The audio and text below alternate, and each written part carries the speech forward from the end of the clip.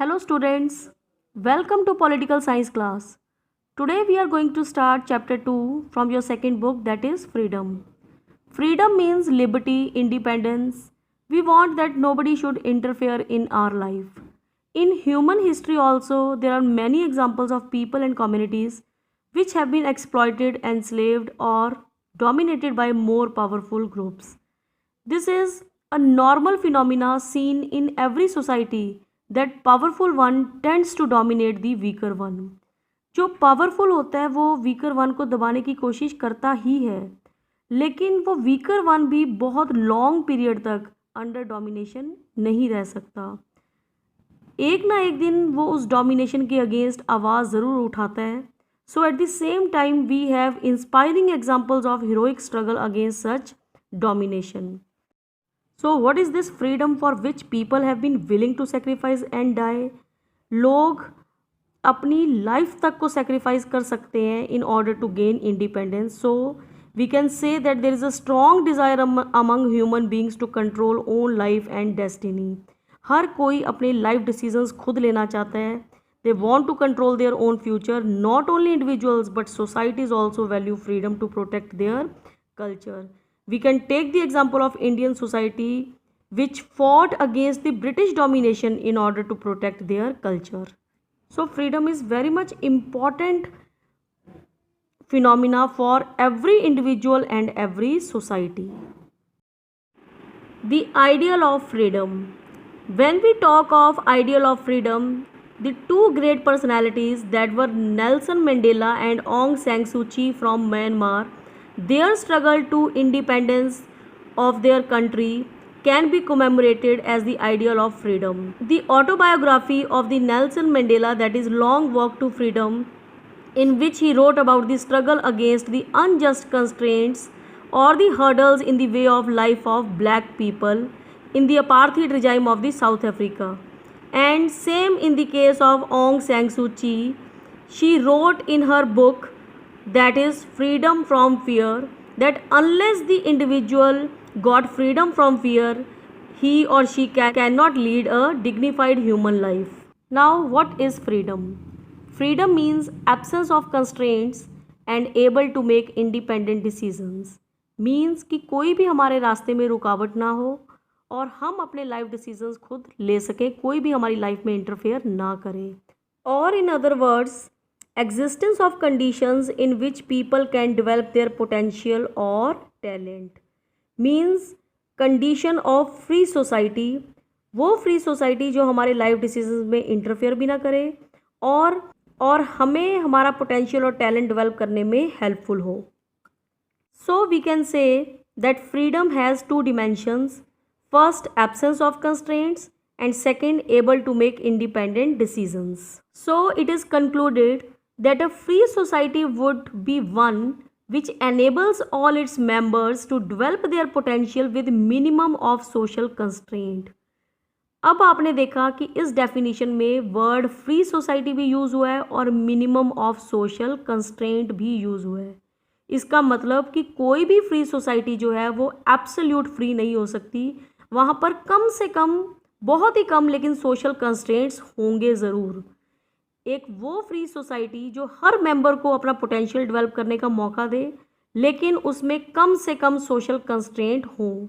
इसका मतलब हर सोसाइटी में कंस्ट्रेंट होते हैं. फ्री सोसाइटी में बहुत कम होते हैं और जो फ्री सोसाइटी ना हो, डोमिनेटिंग सोसाइटी हो, वहाँ पर कंस्ट्रेंट बहुत ज़्यादा होते हैं. So our next step is to determine justified constraint, कि अगर एक फ्री सोसाइटी में मिनिमम सोशल कंस्ट्रेंट होते हैं तो जस्टिफाइड कंस्ट्रेंट कौन से हैं, कौन कौन सी रुकावटें या कौन कौन सी रिस्ट्रिक्शंस होनी चाहिए. Now for that we must look at the core relationship between the individual and the society. उसके लिए हमें सोसाइटी और इंडिविजुअल के बीच का क्या रिलेशनशिप है वो अंडरस्टैंड करना बहुत इम्पॉर्टेंट है. Now to understand the relationship between individual and society, every individual is connected to different societies. At first level, individual is connected to family. Family में अलग तरीके के constraints होंगे. If one individual is connected to any other society, like you are a student, you are connected to a school. Now school और individual के relationship के basis पे constraints different होंगे। When individual is connected to his office और at work place, तो work place पे constraint और restrictions अलग तरीके की होंगी। So the constraint depends upon the relationship between individual and society. हर इंडिविजुअल जो है वो बहुत सारी सोसाइटी से कनेक्टेड होता है और जिस तरह का रिलेशनशिप होता है उसी हिसाब से कंस्ट्रेंट्स जो हैं वो डेवलप किए जाते हैं। Now the sources of constraints, ये कंस्ट्रेंट्स आते कहाँ से हैं? What are the origin of constraint? So constraint comes from domination. Domination वहाँ पर होती है जहाँ पर एक ग्रुप पावरफुल होता है और दूसरा ग्रुप वीक होता है, और they are able to dominate the weaker one with the help of force. And second constraint comes from external control. In this we can take the example of government. Government rule और government control the people through laws.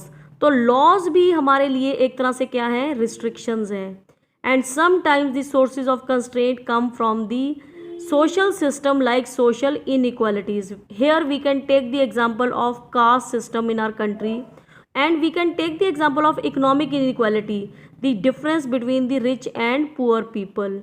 जब दो तरह के groups में differentiation हो जाता है और जिसमें एक सुपीरियर और दूसरा ग्रुप इन्फीरियर हो, तो वहाँ पर भी सुपीरियर ग्रुप जो है वो इन्फीरियर को डोमिनेट करने की कोशिश करता है।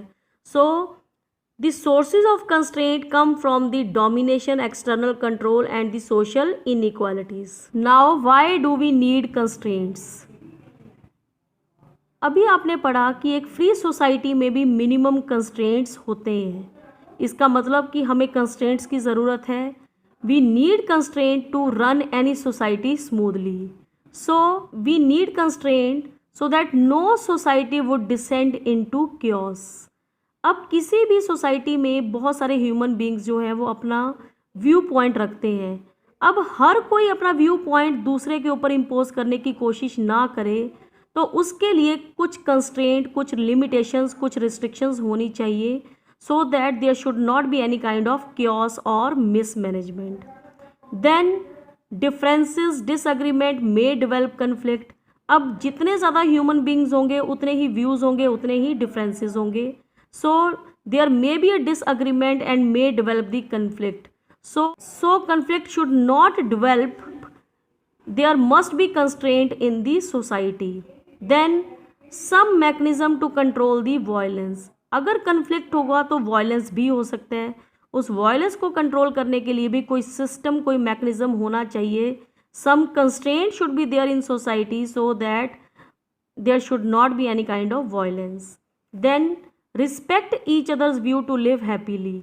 इन order to live happily we must respect the views of every one, because every human being wants that his views must be recognized. So there should be a respect of everyone's views. Then legal and political restraint to ensure that differences may be discussed and debated without one group coercively imposing its view on the other. अब कुछ legal और political protection भी होनी चाहिए, कुछ measures होने चाहिए ताकि हर ग्रुप को ये लगे कि उनके डिफरेंट व्यूज़ जो हैं वो डिस्कस भी होंगे, डिबेट भी होंगे, और कोई भी चीटिंग करके अपने व्यूज़ जो है वो दूसरे के ऊपर इम्पोज करने की कोशिश नहीं करेगा। So there should be constraint in the societies. Now from the above points we have seen that there is a need of constraint in every free society, but the important question is now to identify which constraint on freedom are necessary, कि हमारी freedom के ऊपर कौन सी restrictions जो हैं वो होनी चाहिए, कौन से कंस्ट्रेंट्स लगने चाहिए। Now we need to identify those constraint. So this we will identify in the next video. Till then stay home, study at home and be safe.